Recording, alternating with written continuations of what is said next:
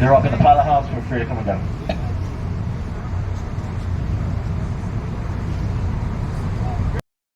All the houses that are block in the area, like 19 teens, 1920s, all very different. I pretty much built architecture ever since then.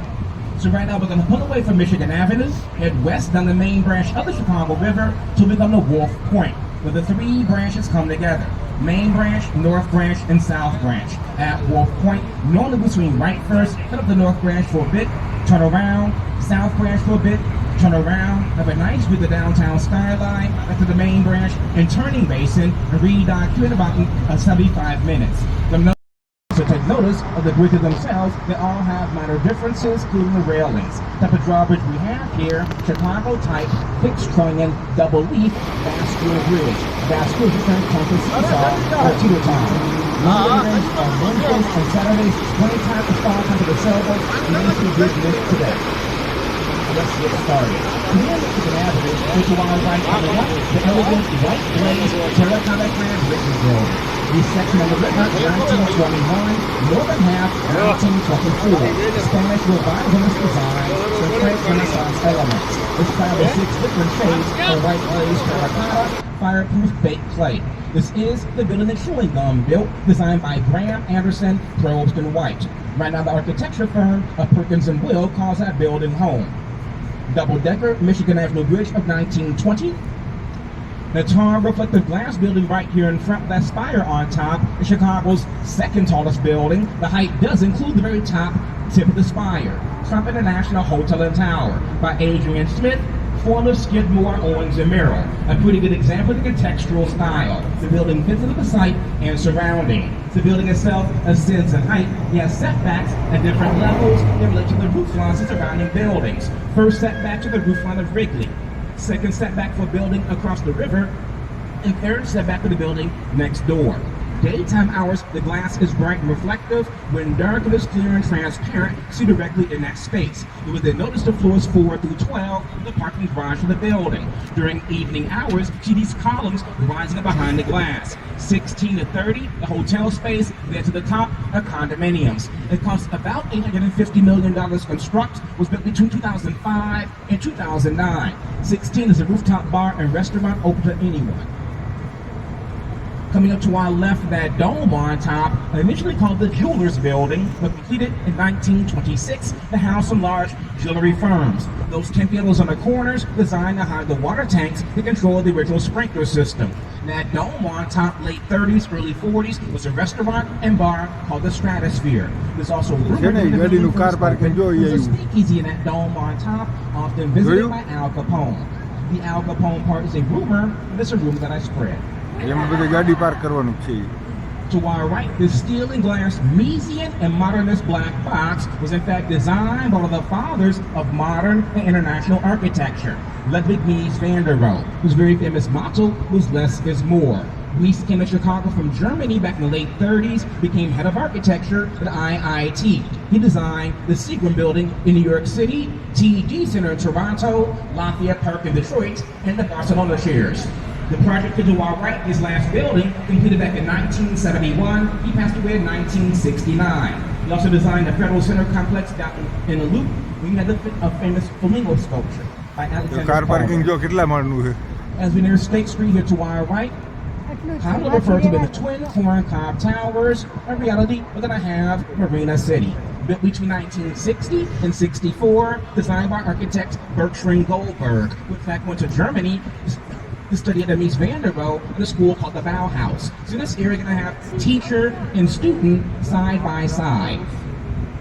The bottom 18 floors of both buildings are parking, of a portion of condominiums, 16 pedals per floor. The former office building in the background is now a hotel. The former theater, that smells good. The former theater, the House of Blues. Small shops and restaurants on site, marina at the base. Virtually a city within a city. Introvert's Paradise. A movie came out back in 1980 called The Hunter, starring Steve McQueen. North 87. The background, the flat reflective glass, the horizontal banding from 2009. And to our right, coming up, vertical aluminum mullions, 321 North Clark Street, 1988, Skidmore, Owings & Merrill. About 5 years ago, they built out 35,000 square feet of restaurant space on 4 different levels. As we clear Clark, to our right, coming up, this beautiful red brick and terracotta clad structure that runs horizontally along the river in the Prairie School design. The Reed Murdoch Warehouse Building, 1914. Architect George C. Nimmons. With the clock tower top center, designed to hide the water tank.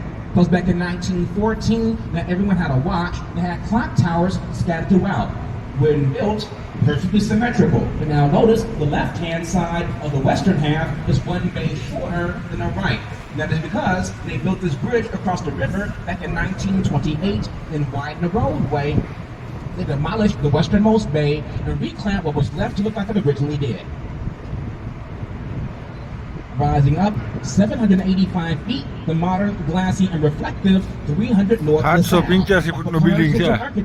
out of New Haven, Connecticut. A very nice 2-level riverfront. The steakhouse is yummy. So before this building got built on this site, it was a 2-story parking garage in the mid-1950s. Around here, I like the contrast between 2009 modern, the old building next door. A pretty good example of Chicago school style of architecture, the tripartite design. Tripartite. Think of it Greek column. There's a base, shaft, capital on top. The base of the building visually anchors the structure of the ground. The shaft draws your eye up. The corners are on the top to finish things off. A tea and coffee warehouse, 1912. Glass penthouse added back in 1984. You're going to notice base, shaft, capital on many buildings, old and new, including this unbelievably huge and this ginormous building up there to our right coming up called the Merchandise Mart by Graham Anderson, Probst and White, Art Deco style. Limestone cladding, streamlined verticality, setbacks of the building rises. It completed back in 1930. At that time, this was the world's largest building, having more than 4 million square feet of space within its walls. So massive, like 14, 15 years ago, the building had its own zip code, 60654. Now being shared throughout the area. Until 1911, very nice train station stood on that site. You know those 8 bronze busts? They represent some of the Prince merchants of the United States, including Philemon, Woolworth, Wanamaker, Marshall Field, and a few more. The building was commissioned the building in 1998. So right now, we're approaching to the 3 branches come together. Main branch we came down, north branch to our right, and south branch to our left. I love this stuff. This area has transitioned dramatically over the past 8 to 9 years. Brand new, brand new, brand in the background, brand new there, brand new, brand new. 6 new buildings around here over the past 8 years.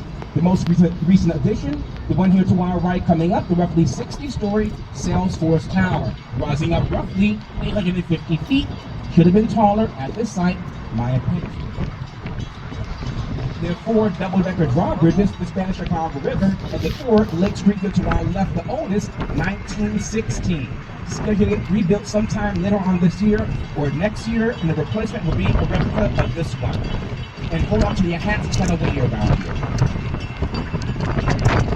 I will discuss it to our left, the very cool base as we transition from North Branch to South, 150 North Riverside. We finished that sculpture right here in front about 4 years ago that is called Constellation by Santiago Calatrava. Born and raised, and I still love watching all this.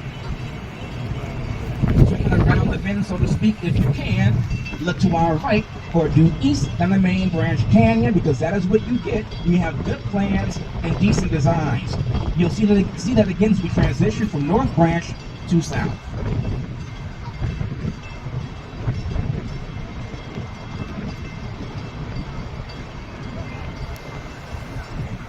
The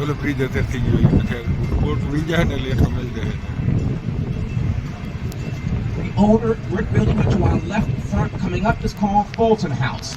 Initially, the North American Cold Storage Building. a giant icebox, and refrigerator, it had very few windows. It was renovated 40, 45 years ago. There are not more than 500 holes in that building for the balconies and the windows. Before they can do any work, however, they had to wait a few months to allow the walls on the building to fully thaw out. And while drilling through the walls, they ran to a lot of cork and horsehair that was used to help insulate the building.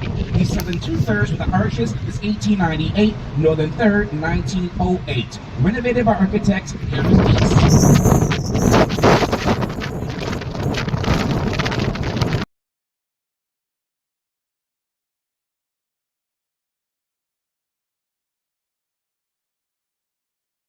Copy, cut, paste, copy, cut, paste, copy, cut, paste, copy, cut, paste. Don't go home drunk, you don't know which one is yours. So, the area to our northwest, all the open sky is going to transition dramatically over the next 2 decades. So about 2 years ago, the city approved a casino for River West of Chicago and Halsted. We have the Brown building down there. And around that casino, they also have plans for about 13,000 apartments, more than 20 high-rises, tallest one roughly 700 feet tall. So I'm going to have a lot of fun that away for the next 2 decades. Do stay tuned.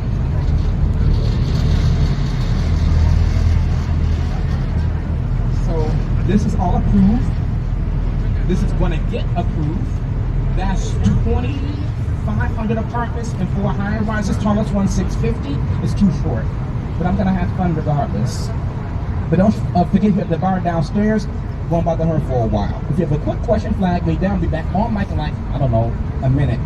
Real fast. Rental, middle one rental, that one's rental. So that middle square one, that one has 7 penthouses. 2 of them are duplexes with 4,000 square feet of space inside, 2,000 outside, only going for 30 grand a month. And they're occupied. Not by me, they're occupied. 4,000 square feet. We're going to have all 4 levels along the river's edge. Starting price roughly $2.3 million. The background a bit smaller, like 3,000 square feet roughly. Starting price about $850 last I looked.